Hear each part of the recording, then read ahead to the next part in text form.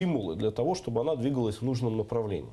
Вот, я как человек, который практически занимается инвестиционными вещами, я вижу две вещи. Да? То есть я вижу, что, во-первых, там предыдущая власть, которая была в стране до Майдана, она была тоже, мягко говоря, очень коррумпирована, да? Но она происходила из производственного сектора. Поэтому для того, чтобы украсть, они хотели, чтобы там работала конкретная фабрика, для того, чтобы работающую фабрику украсть. Тем самым она как минимум не мешала вопросу там, создания рабочих мест. Эта власть, она гораздо больше зависит от международных финансовых доноров.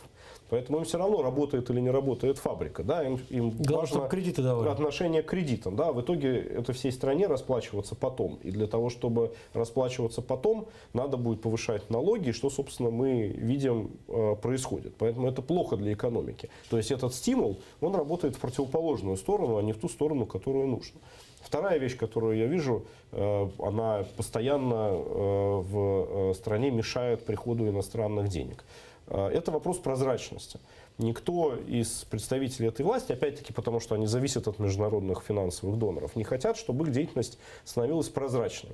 Они боятся, что приход там нормальных иностранных инвесторов, которые бы там были бы публично торгуемыми компаниями, биржевыми и так далее, сделает их деятельность тоже прозрачной. Потому что они понимают, что эти люди как раз могут там Трампу позвонить, настучать, да, о том, что вот конкретные там Иванов, Петров и Сидоров, да, там плохо себя ведут, да, за ними будут какие-то государственные органы и агентства стоять международные. Зачем это нужно вот таким вот казнокрадам, которые здесь работают? Проще остаться в мутной водичке где-то там тихонечко. Да, то есть они, конечно, когда они все говорят про иностранные инвестиции, понимая под этим какой-нибудь кредит, который можно украсть, иностранный.